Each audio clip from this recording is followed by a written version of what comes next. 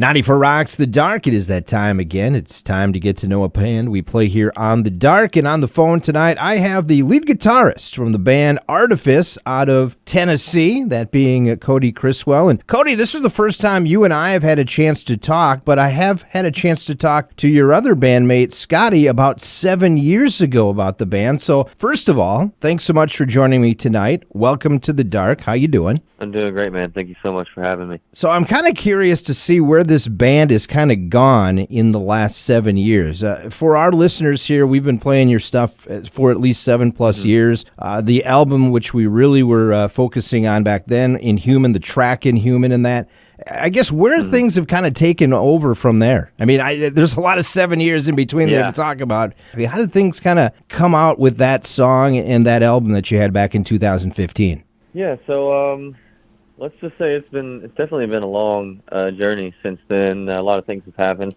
We dropped Inhuman, the single and the record in 2015 and toured probably for 3, 4, maybe even 5 years, I think, pretty heavily supporting the record, and going around playing it, trying to spread awareness. And it came about time to do a new record, and we were kind of doing the behind-the-scenes thing, writing a lot of music, talking to a lot of management companies, record labels, et cetera, et cetera. So unofficially, we kind of went on a hiatus. It wasn't something, that we had intended on doing. We were still kind of playing some shows where we could and whatnot, but then COVID hit, obviously, so that kind of just wipes out 2 years of, every band's touring life. But really, since then, we've been writing music, and we've been just really trying to refine our sound as a band. We put our new record, Reflections, out earlier this year, and it was our first attempt at a self-produced record. Scotty and I pretty much produced the entire record ourselves, and, it was a really awesome learning experience for us. We're super proud of that. And it's just been it's been a long road. We've been working, we've been grinding, and in the last year or so, we've been back out on the road playing in support of our new record, and we're kind of getting ready to start working on some new music now. You mentioned the hiatus in that, and sometimes there's shuffling of the band in that. Did you have any band changes at all when it came to personnel, or is it pretty much the same guys from the beginning? It's mostly the same guys. It wasn't during the hiatus that this happened. This was actually about 6 months ago, but our drummer of 8 years decided to step away from the industry. And so we had to, we got a new drummer. His name's Steve. He's been with us now for about 3, 4, 5 months. I'm not sure exactly when he joined, but he's an awesome guy. Fits right in, and it's been a little different, but that's just I kind of feel like that's the nature of the industry these days. It's really fun for some people until it's not, and sometimes you just got to deal with that. Let's talk about, I know the song Inhuman did pretty well on rock radio and that. And the reason I'm kind of bringing back to that, because kind of where you are today, is kind of the momentum you might have had. Did you seem like you had some momentum going into Definitely. that? Yeah. Momentum is the name of the game, in what we do, and it's something that's really hard to capture. We had some good momentum coming out off of the Inhuman record. We had an awesome radio campaign that we did at the time, and we were building great relationships with awesome stations like you guys all over the country, and it was a really good opportunity for us to get out there and get the awareness building. We were on some really good tours with bands like Theory of a Dead Man and Shaman's Harvest and Pop Evil and Saint Asonia, and so I can't even talk. Sorry, the momentum coming off of that record was definitely something that was good for us, and it was really disheartening, to kind of have to deal with some of the professional things that we dealt with, as well as COVID kind of bringing everything to a stop. And it really did kind of slow things down, but we're headhunters, so that doesn't faze us at all. If the momentum leaves us, then we'll just get it back. You know what I'm saying? Yeah. And I remember talking to Scotty, actually. He had said at that time you guys were actually going station to station, to the radio stations itself, and actually exposing yourself. Yeah. How was that, I guess? Because you don't see a lot of bands do that anymore. Honestly, we enjoyed it, and we still talk about doing things like that all the time. It's just, we're not really sure, I guess, how open the radio stations and the listeners would be to those kind of things, given the way that things are these days. But we enjoyed the hell out of that, honestly, and it was like 2 or 3 weeks, I think, of nothing but us just going around the country in a van, playing acoustic sets for radio personnel and, just getting to know people. And honestly, it was a really fun time that I look back on with, great memories. We're talking to Cody, the lead guitarist of the band Artifas. You mentioned you don't know how people are reacting or how things, how radio stations or for that matter, even the touring side of things. You've gotten back on the touring now since the pandemic. Hmm. What has changed, I guess, the most that you have noticed from pre-pandemic to post-pandemic on the tour side of things? I can tell you I don't really know the right wording to use for it, but I think the biggest problem, right now, and it kind of just transcends, I think, the music industry as a whole right now, but there just seems to be this this scarcity of people that are willing to take risk or lose, and that's all that bands do on the road is really, we're risking our gas money and our resources and sometimes even our safety in those vehicles that we're in to get places. And I find that at least the level that we're at, a lot of people are afraid to take that risk post COVID because they're not really sure how attendance is going to be, or whatever the factor may be that pertains to that specific situation. But it's just really hard right now. People are very timid, and that can obviously complicate things. One thing I did notice, Cody, is once the pandemic, I guess, kind of was deemed over and touring really, truly began, there was this huge onslaught of everybody wanted to get out, where it's almost was the point Mm-hmm. where, like, there's not enough people to keep going to these shows and spending their money because, there's so many things going out there. It seems like things have started to balance out again a little bit. Do you think that 2023 maybe will be a little bit more balanced on the touring side of things than it was in I 2022? definitely hope so. Yeah. Yeah, I definitely hope so. I think you're right. It is kind of slowly coming back as far as attendance goes. There was that big wave that came out earlier this year. I think we had been touring since, again, post-COVID, since October of last year. So I guess we were kind of in like one of the first initial waves to get back out, and we kind of missed the wave. But I do remember seeing on social media a lot of tours, going out around that time. So that's an interesting observation, really. We are talking with Cody here from Artifas, and you mentioned earlier this year that you guys put out a new album. What was that experience, I guess, like, especially after post-pandemic? And as I mentioned, you had that kind of momentum for a while. It stopped. Are you getting some now radio airplay once again? Are people remembering, oh, yeah, the band Artifas?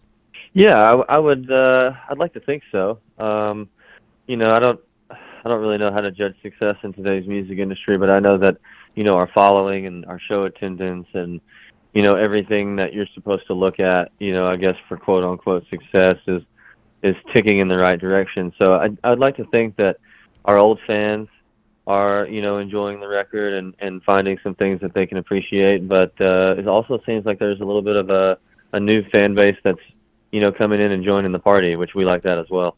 What do you got? I guess, what does Artifas consider success? It's really hard for because us being the headhunters that we are, I don't think we'd ever be happy, But for us, success probably looks like just paying our bills and being comfortable and taking care of our families, being able to play music and do what we love.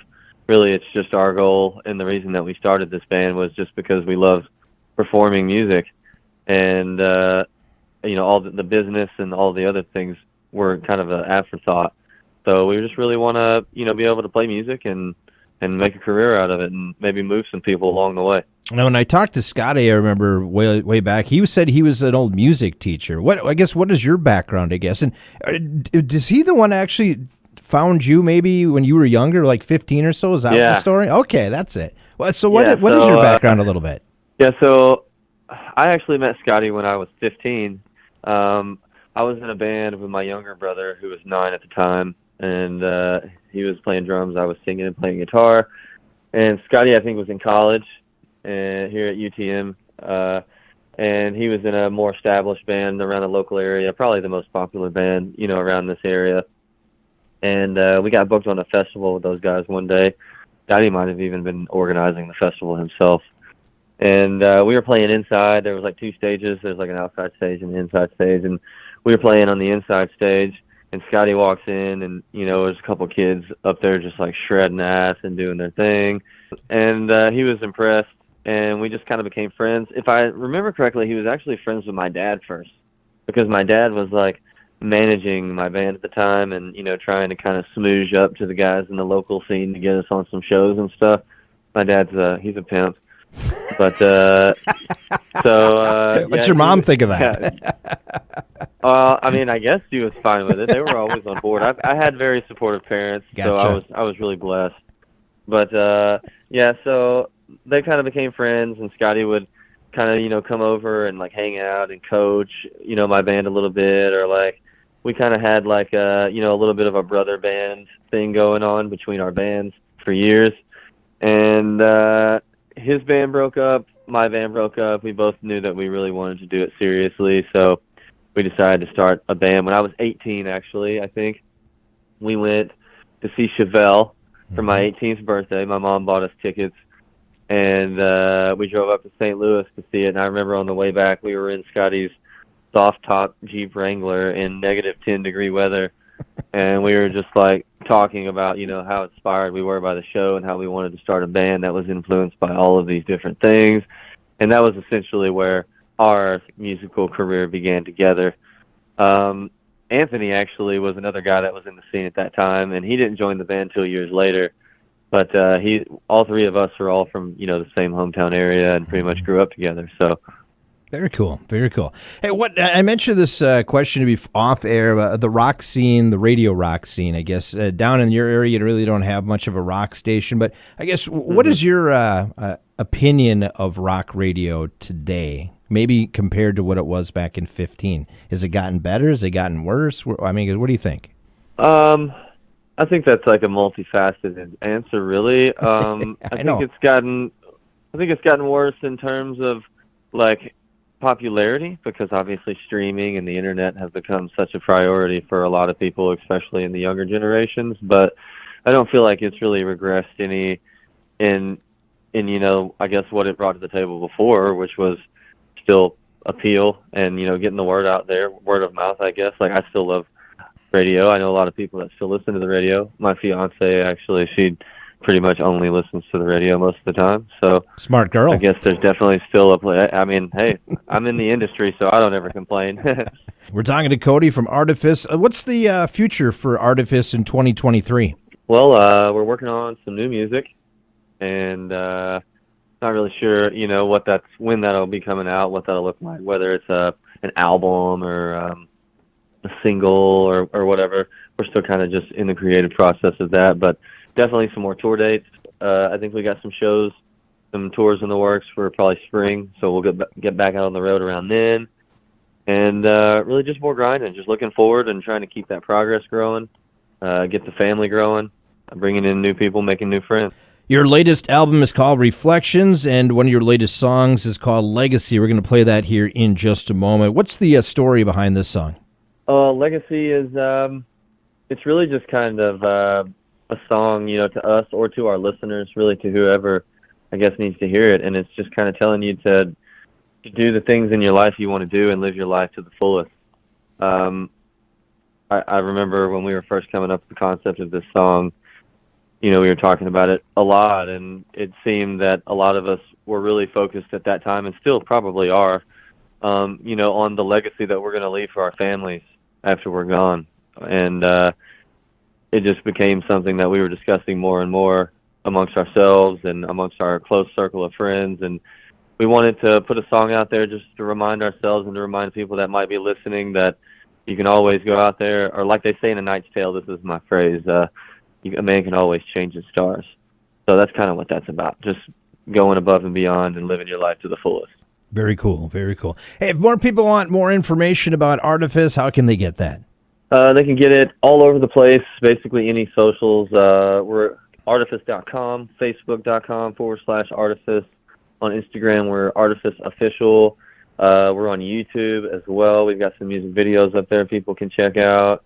Spotify, Apple Music, Amazon Music, pretty much wherever. If we're not there, send us a message and we'll make sure we get there. All right, and I got to ask this last question. I know I asked Scotty this 7 years ago, and he said, no, you've never played in Minnesota. Have you played in Minnesota yet? We've definitely played in Minnesota a couple times now. A couple times, probably 3 or 4 times, I want to say.